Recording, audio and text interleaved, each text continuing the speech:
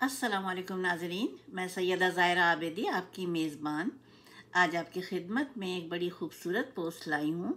एक मेहनत कश बच्ची की, मेहनत कश बाप की मेहनत कश बच्ची की शुरू करती हूँ। बिस्मिल्लाहिर्रहमानिर्रहीम। रब्बे शराली सदरी व यस्सिरली अमरी वाहलुल उक़दतुम मिन लिसानी यफ़क़हू क़ौली।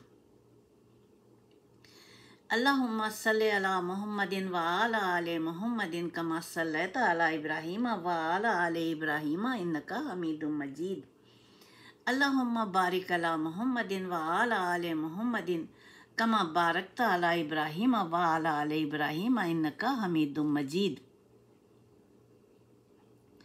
तो ये कहानी है एक ऐसी बच्ची की जो कि जिसने अपने बाप को बचपन में बहुत ही मेहनत मशक्क़त की ज़िंदगी गुजारते देखा था। अब देखिए, बहुत से लोग ऐसे होते हैं जब उनके माँ बाप कमाया होते हैं यानी गरीब होते हैं तो वो अपने बच्चों को वो आसाइशें नहीं दे सकते हैं जो कि उनका हक बनता है। जब ये महरूम बच्चे बड़े होते हैं तो यकीन कीजिए कि वो पूरी जवानी यही रटते रहते हैं कि हमारे माँ बाप ने हमारे लिए कुछ नहीं किया, और बूढ़े हो जाते हैं, यहाँ तक कि मरने का वक्त आ जाता है लेकिन उनके रोने ख़त्म नहीं होते कि हमें कुछ नहीं मिला, हमारे साथ हमारे माँ बाप ने कुछ नहीं किया, और करते भी कैसे कि खुद गरीब थे। ऐसे कम हिम्मत लोगों से लोग जो होते हैं वो बचते हैं, समाज बचता है। और जो लोग दुख में से अपने सुख निकाल के लाते हैं उनसे समाज सबक भी हासिल करता है और खुश भी होता है, क्योंकि उससे एक सबक मिलता है। तो ये कहानी है एक ऐसी बच्ची की जो कि जिसने अपने बचपन में बेइंतहा मुश्किलात देखी थी, अपने बाप को सख्त तरीन मशक्क़त के साथ देखा था, और लेकिन उसने उसी वक्त में जबकि वो अपने बाप को देख रही थी कि वो कितना मेहनत से कमाता है, उसने सोच लिया था कि वो ऐसी ज़िंदगी नहीं गुजारेगी, इससे हट के गुजारेगी।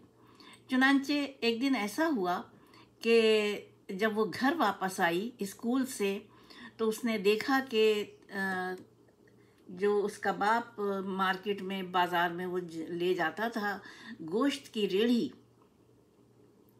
वो रेहड़ी घर में मौजूद थी, और बाप को इतना शदीद बुखार था कि वो जाने की वो नहीं कर सकता था हिम्मत। उसने देखा, रेहड़ी को देखा, और उसके बाद फिर वो स्कूल से आके उसने बस्ता उतारा और जाके अपने बाप की वो रेहड़ी बाज़ार में पहुंचा के आ गई। अब वो बच्ची, आज वो बच्ची जो है वो क्रोशिया की प्रेसिडेंट है, कोलिंडा राइस, मेरा ख्याल है यही नाम है, मैं देख नहीं सकी हूँ पूरा नाम उसका, या जहन से निकल गया है अभी बोलते में। बहरहाल उसका हो रहा था, फीफा कप का खेल हो रहा था, और वो अपनी वतन की टीम के साथ वहीं मौजूद थी, और चूँकि वो हार गए थे, उसकी टीम हार गई थी, तो वो सब रो रहे थे। वो भी पहुंची वहाँ अपने वतन के खिलाड़ियों के पास, और उसने हर एक को गले लगाया, हर खिलाड़ी को। लेकिन जब वो गई उसके बाद कप्तान के पास, तो वो दोनों कप्तान और वो दोनों फूट फूट कर रोने लगे। कप्तान ने कहा, माँ, मैंने तुम्हें सारी दुनिया के आगे शर्मसार कर दिया, क्योंकि देखिए 2 अरब लोग देख रहे थे इस कप को, क्योंकि ये वर्ल्ड कप था ना, और ये फ्रांसीसी टीम से हार गई थी। और लेकिन उसने कहा कि तुम हार कर भी फतेह याब हो, मेरे मुल्क के लिए ये इज़्ज़त का मुकाम है कि बहुत बेहतर है कि एक धात से बने कप को थामने से कहीं बेहतर है कि तुम हार कर भी फतेह याब हो, क्योंकि तुमने पूरी मेहनत की। ये बच्ची सख्त तरीन जाड़े की वो रात थी जहाँ से इसका सफ़र शुरू हुआ। سرد اور اداس شام تھی یوگوسلاویا کے دور افتادہ پسماندہ گاؤں میں۔ اس کا باپ شدید بخار میں پھونک رہا تھا، پریشانی اس کے چہرے سے عیاں تھی۔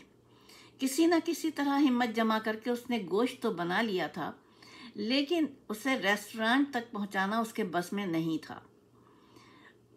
یہ بچی آئی، اس نے ریڑھی دیکھی، اپنے باپ کو دیکھا اور برف باری میں گوشت سے لدی بھاری بھرکم ریڑھی کھینچ کر ریسٹوران تک چھوڑ آئی۔ پھر یہ بچی مڈل اسکول میں آئی۔ گاؤں کے اسکول میں، پورے اسکول میں یہ اول آئی۔ تب امریکہ میں ہائی اسکول میں وظیفے کا امتحان ہوا۔ وہ اس میں منتخب ہونے والے چند طلباء میں سے ایک تھی۔ اس بچی کو پڑھنے کا جنون تھا۔ محنت کا یہ جنون، محنت کش باپ کی بیٹی کو یہ جنون تھا جو اسے ہارورڈ لے گیا۔ ہارورڈ یونیورسٹی کے کینیڈی اسکول میں جا کر اس نے چند برس محنت کی اور اس محنت کے نتیجے میں وہ امور خارجہ کی ماہر سمجھی جانے لگی۔ امریکہ میں اپنے ملک کی پہلی خاتون سفیر مقرر ہوئی۔ اسی خاتون کو چند روز قبل فیفا ٹی شرٹ پہنے ہوئے ورلڈ فائنل میں اپنی ٹیم کا دیوانہ وار جذبہ بڑھاتے دیکھا۔ یہ کولنڈا گریبر، کولنڈا رائس نہیں بلکہ کولنڈا گریبر ہے۔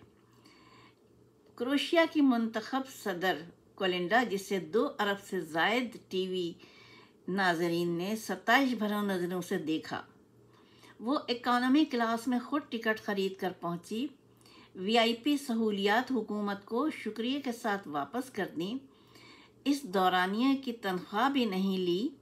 کروشیا کی آبادی محض 40 لاکھ ہے۔ اس کا ورلڈ کپ میں پہنچ جانا کے فائنل میں پہنچ جانا کسی معجزے سے کم نہیں تھا۔ 50 سالہ کولنڈر، کوئی بتا رہا ہے کہ 40 سال کی، بہرحال کولنڈا گریبر اپنے ملک کے تمام میچوں میں موجود رہی۔ اسی دوران اس نے نیٹو کی سربراہ اجلاس میں شرکت کی اور راتوں رات واپس ماسکو پہنچ گئی۔ میچ کے وقفے میں وہ اپنے مد مقابل فرانسیسی ٹیم کے کمرے میں اچانک چلی گئی۔ اس نے ان کا بھی حوصلہ بڑھایا۔ کروشیا بہتر ٹیم ہونے کے باوجود تجربے کار فرانس کی ٹیم سے شکست کھا گئی۔ کولنڈا نے سب کھلاڑیوں کو بہت محبت سے گلے لگایا اور ان سے اپنے کھلاڑیوں سے کہا، میرے بچوں، تم نے مٹھی بھر ہو کے بھی دنیا کے دل جیت لیے ہیں، آج تم ہار کر بھی فتح یاب ہو۔ اس نے بارش میں کھڑے ہونا پسند کیا اور چھتری واپس کر دی اور کہنے لگی، میرے بچے بارش میں نہا رہے ہیں، میں بھی ان کے ساتھ خوش ہوں۔ کولنڈا نے کروشیا کو ترقی یافتہ ممالک میں شامل کرنے کی قسم کھا رکھی ہے۔ اس نے وزیر خارجہ کی حیثیت سے اسے یورپین یونین کا رکن بنوایا، جس سے روزگار اور تجارت کے بے پناہ مواقع میسر آئے۔ یہ تھی اس لڑکی کی کہانی کہ جس نے اپنے محرومیوں کو گلے لگا کے جینا پسند نہیں کیا، بلکہ وہ ہر دن ہر گھڑی آگے بڑھتی رہی اور بالآخر یہاں تک آ گئی۔ کاش ہمارے یہاں بھی ایسی ہی بیٹیاں ہوں، ایسے ہی بیٹے ہوں جو ہمارے وطن کا نام بلند کر سکے۔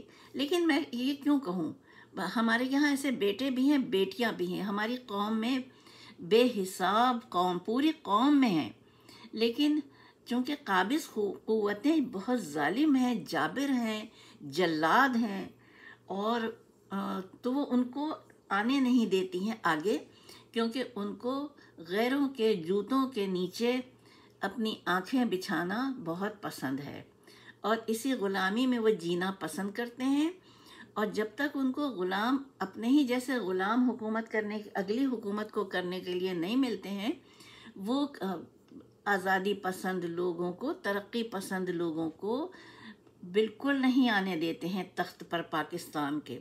پاکستان کے اوپر خدا رحم کرے اور اس کے ساتھ میں اجازت چاہوں گی. خدا حافظ، فی امان اللہ.